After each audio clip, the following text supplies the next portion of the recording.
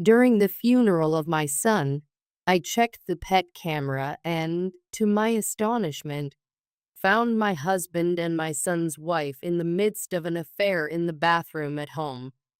I hurried home to see it for myself, and their conversation reached my ears.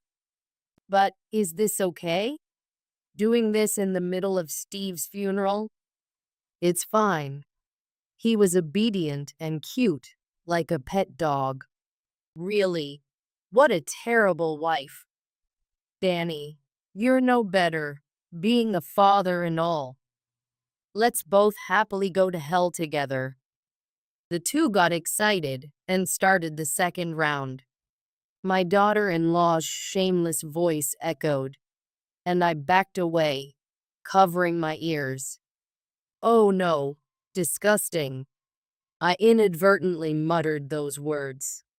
I bit my lip so hard it almost bled, swearing revenge on my husband and daughter-in-law. Steve, I won't let your betraying wife and father get away with this. Mom will make sure to get revenge, so watch over me. I am Helen Anderson, a 70-year-old housewife. I was out of luck when I married a man who believes women should guard the home and men should work hard. And I raised my son single-handedly while taking care of my husband.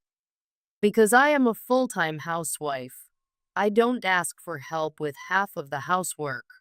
However, he would send my crying son and me to the living room in the middle of the night saying, "You're noisy," demanding perfect housekeeping from me, who stayed up all night due to his crying. And on top of that, he wouldn't bathe our son, change his diapers, or even try to interact with him. Even if he was in the same room, he would only read the newspaper or watch TV, showing no interest in our cute son at the peak of his cuteness. I lost all affection for such an indifferent father.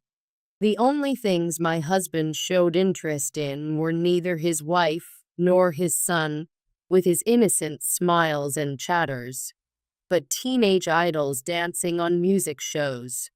A middle-aged, pot-bellied, bearded man ignoring his family to drool over teenage idols on TV wasn't a pleasant sight. Our bedroom quickly filled with posters and photos. Plans to go to amusement parks were ruined by concerts, and he prioritized events over cheering for sports day. CDs played loudly throughout the houses. Perhaps due to such an environment, our son remained indifferent to women even as he came of age, showing no signs of marriage even past his 30s. Just when I thought he might remain single forever, around the age of 40, he said, "I have someone I want you to meet," and brought home a fiancée. She was a modest-looking woman, suited to long blonde hair and floral dresses. Michelle works at a client company of the firm I work for. After meeting her several times through work, I thought she was a wonderful person and asked her out. Last week, Steve proposed to me and said he wanted to introduce me to his parents. Next to my shy son, the fiancée blushed slightly and smiled. She was shy too, hardly speaking, and when she did, her voice was as cute as an anime girl's. My husband also watched the scene with a smile. Like me, perhaps such a reserved woman was perfect for my introverted son. Thinking so, I felt relieved. Little did I know what would happen 3 years later. "I'm really not good with men." That was the daughter-in-law's catchphrase. She said that, perhaps because she was raised by her mother alone. After losing her father at a young age, she got excessively nervous around the men. Even when interacting with store clerks, she would get nervous, look down, and barely manage a response. Especially men with thick beards or broad shoulders were physically repulsive to her. So, she was attracted to my son because of his androgynous appearance. Hence, my rugged, well-built husband was a bad match for her. He may have a loud voice and a rough appearance, but he has his gentle sides. He's not scary at all. Well, our cat avoids him, though. As I said this jokingly, Michelle replied with a forced smile.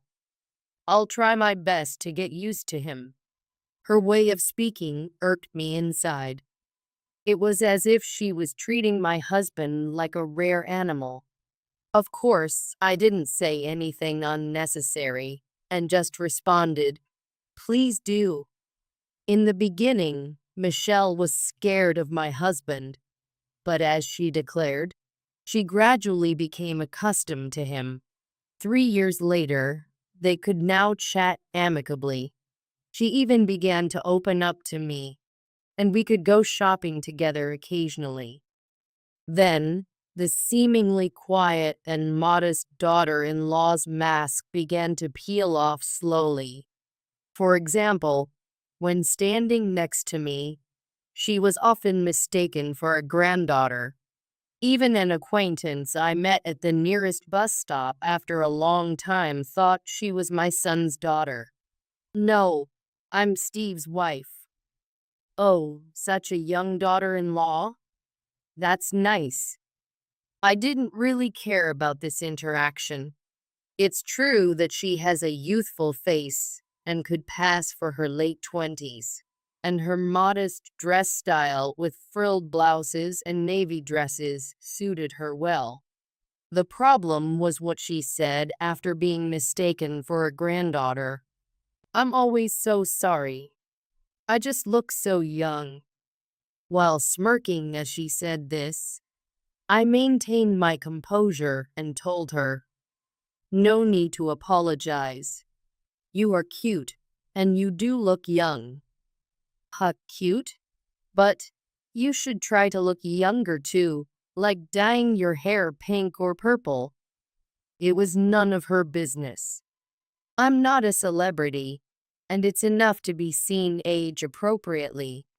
Besides, not to boast, but I have maintained my youthful figure, and I enjoy dressing stylishly appropriate for my age. Right now, I'm transitioning to gray hair.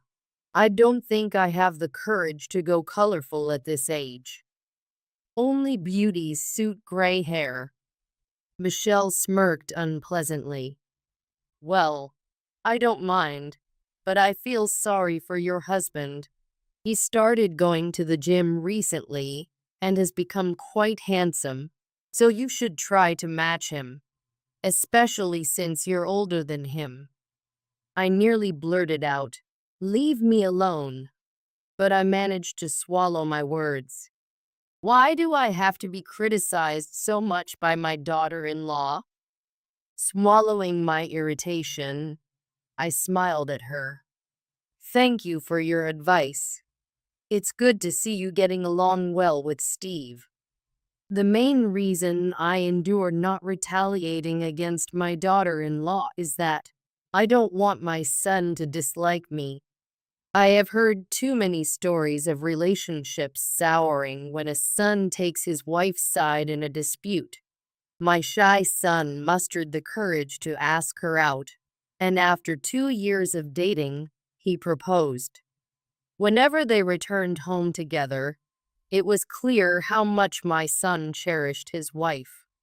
In turn, the daughter-in-law, who usually had a frosty attitude towards me, seemed like a different person, chatting happily with my son. That's right.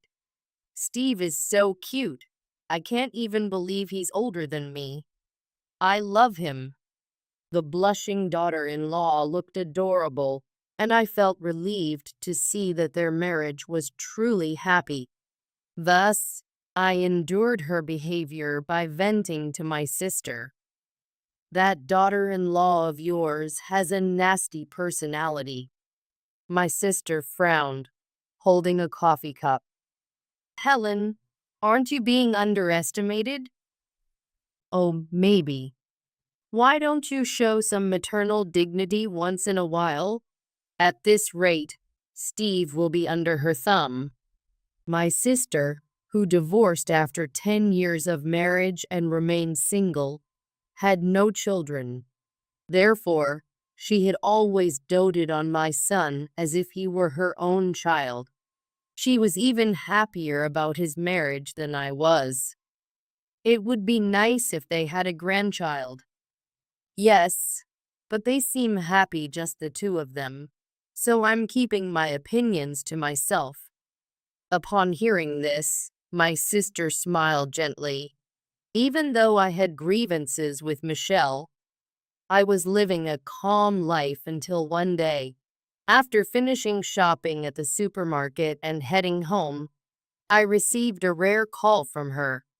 Mother, something has happened to Steve. She cried out and choked on her words. What happened to him? Where are you now? The police. Later, my husband and I rushed to the police station and were confronted with the lifeless body of our son in the morgue, leaving us speechless. We were informed that the cause of death was a stroke. My son's pale face looked as peaceful as if he were sleeping. As Michelle and I were in a state of shock, my husband took out his cell phone. He called the funeral home and church we had arranged for his own parents' funerals, set the dates for the wake and funeral, and had our son's body transferred to a ceremony hall near our home. At times like this, my calm and composed husband is incredibly dependable. We notified relatives, and it was decided that the wake would be the next day and the funeral the day after. Even during the wake, I felt as if my son might start moving at any moment, so I couldn't leave his coffin. Michelle seemed to feel the same, kneeling beside the coffin and weeping profusely. My sister, brother, and other relatives thoughtfully left us alone, allowing my husband, daughter-in-law, and me to surround the coffin and tearfully reminisce about our son. As morning came and the funeral began, listening to the sermon slowly brought the reality of my son's death into focus. It seemed like just the other day we had talked on the phone. His gentle voice still echoed in my ears, yet I could never hear it again, which felt unbelievable. My heart felt constricted, and tears flowed freely. Amid the sniffles rising around the room, I cried louder than anyone. Since there was time until the departure for the burial, we were to wait in the room. Suddenly, worried about our cat, which had been left alone since last night, I launched the pet camera app on my cell phone. Oh, you installed a pet camera? My sister, sitting next to me, asked with interest. Yes, Evelyn. It's convenient to check on it with my cell phone. I'm always worried if it's doing well. Danny just went home. Maybe he's playing with the cat? I wonder. Our cat doesn't warm up to him at all.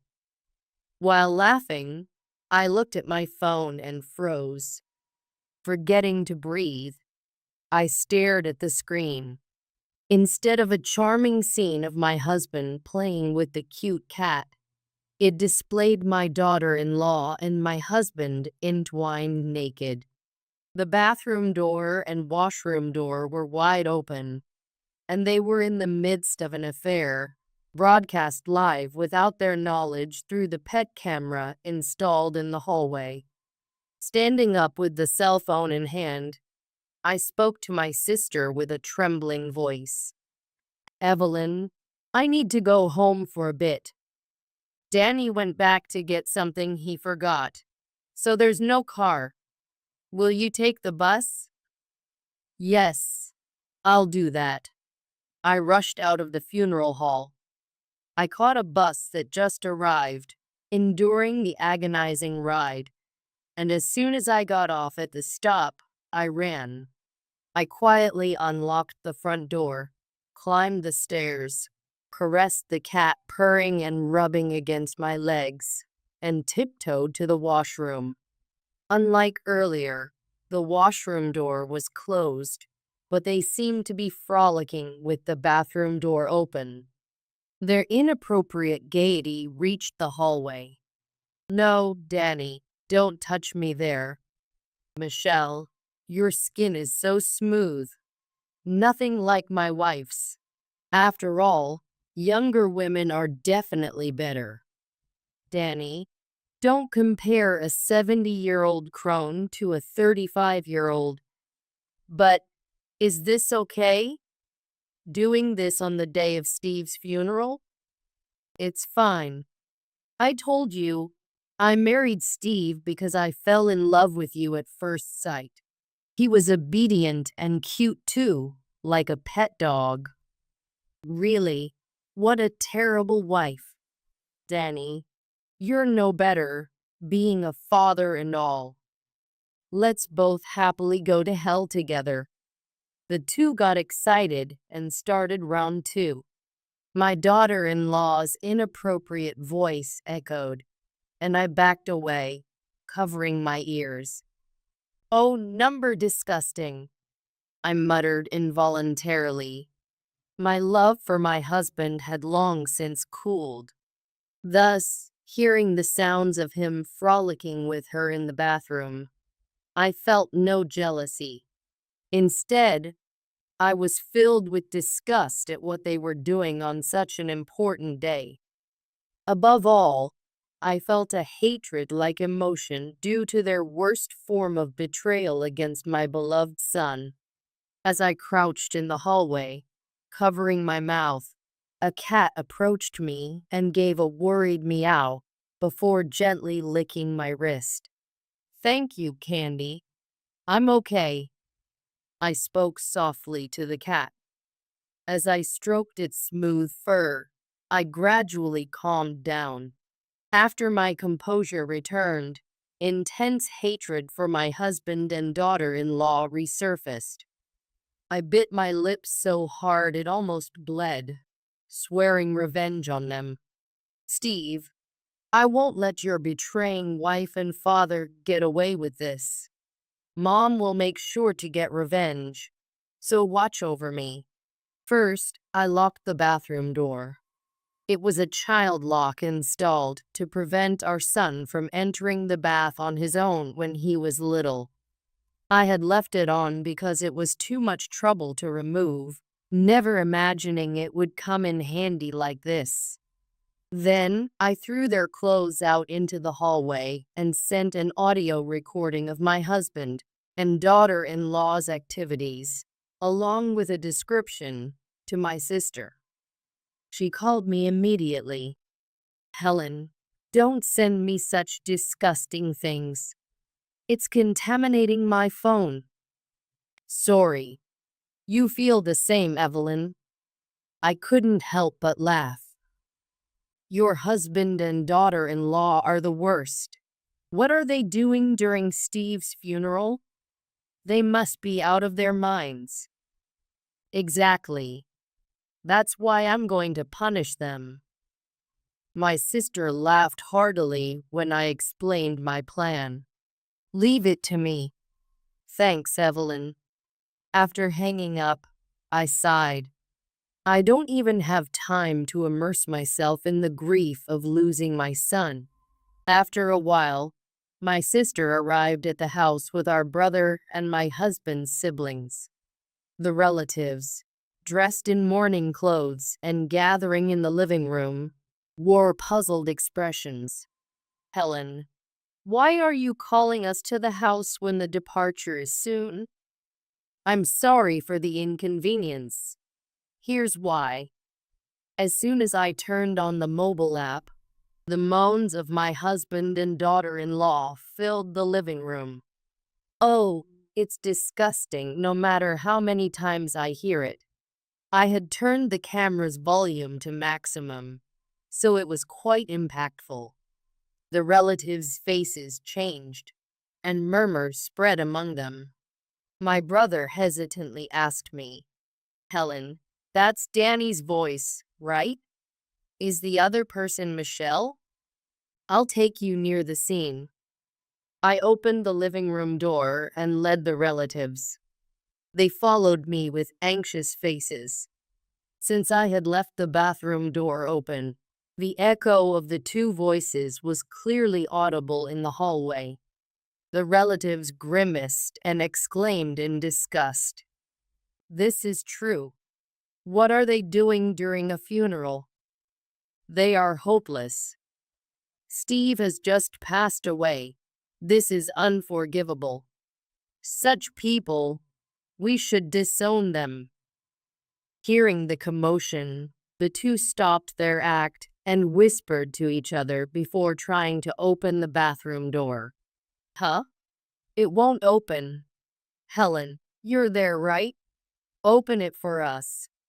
Okay, I'll open it.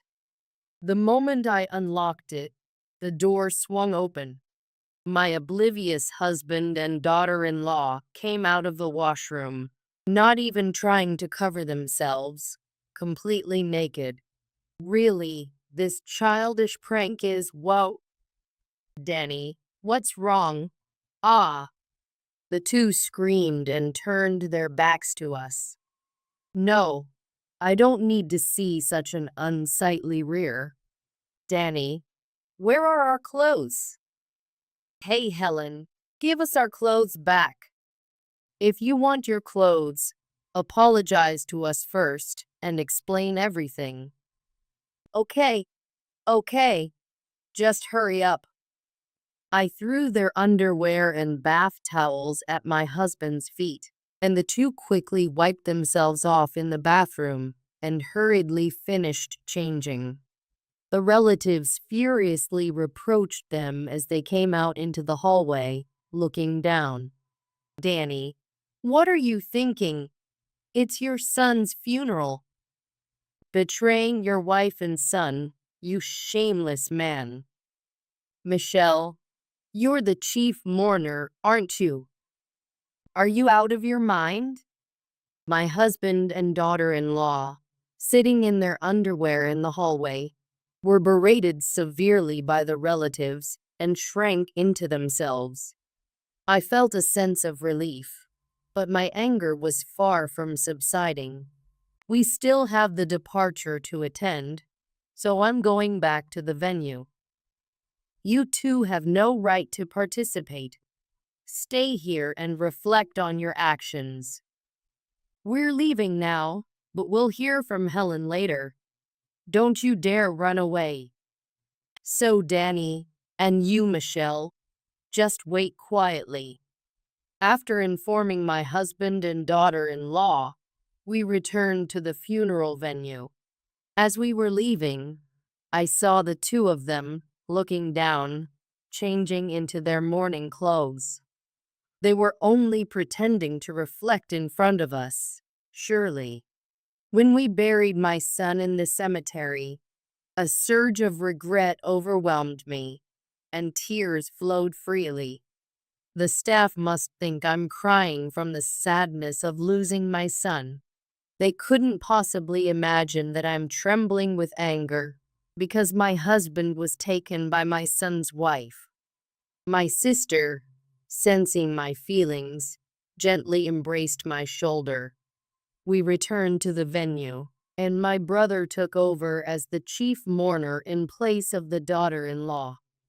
After the funeral ended, all relatives except for my sister went home. As we were leaving, my brother, with a gloomy face, spoke to my sister and me. Evelyn, please take care of Helen. Helen, stay strong. Kevin, thank you. I'll be fine. I forced a smile for my brother, and then my sister and I went home.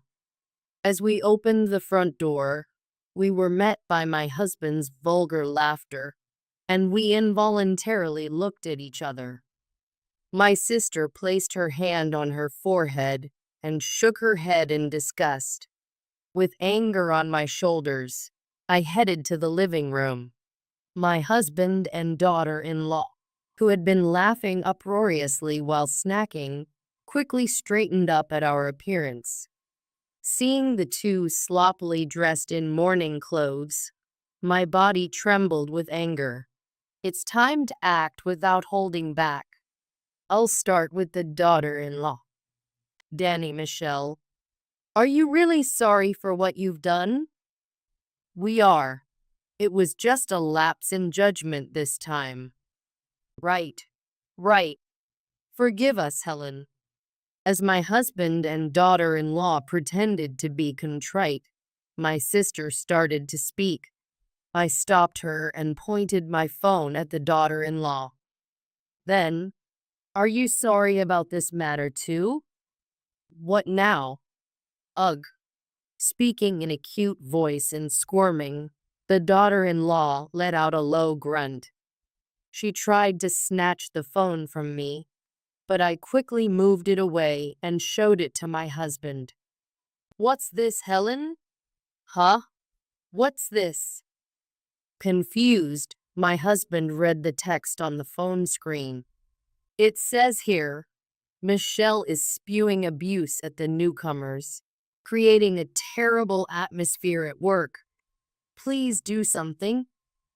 My husband looked at the daughter-in-law with a suspicious gaze. He dislikes fighting, but he hates people who verbally abuse the vulnerable even more. She constantly nags staff who take leave for their children's illness. She hurls awful words at people who can't learn their jobs in one go. In the past year, 10 people have quit because of her. We're at our limit. If Michelle isn't fired, all of us will quit. Signed, the factory staff. I continued reading, and Michelle listened, frozen. I took a photo of the letter shown by the factory manager. Danny, let me tell you why I know about this. Michelle's workplace and the staff dorm are on land managed by Helen. She's the landlady. I added to his explanation. It's land I inherited from my father. I'm close with the factory manager and the president because of it. The other day, the factory manager consulted with me. I was going to talk to Michelle, but then Steve's incident postponed it. My husband looked at her in disbelief. Is this true, Michelle? So what? They're ugly and incompetent. It's irritating just to look at them. Even so, you shouldn't be hurling abuse at newcomers. What? Even you're making me out to be the bad guy? My husband seemed put off by her retort. He had only ever seen her surface. He probably didn't know about the frequent snide remarks she had made towards me. Now, it's my husband's turn. I'm disappointed, Michelle. I can't believe you would speak like that at your part-time job. As he crossed his arms and looked down on her, I thrust a bank statement pulled from the chest at him. You're one to talk, acting all high and mighty. My husband's face turned pale as he looked at the page I showed him. He looked down and mumbled an excuse, but it was incoherent. Helen, let me see too.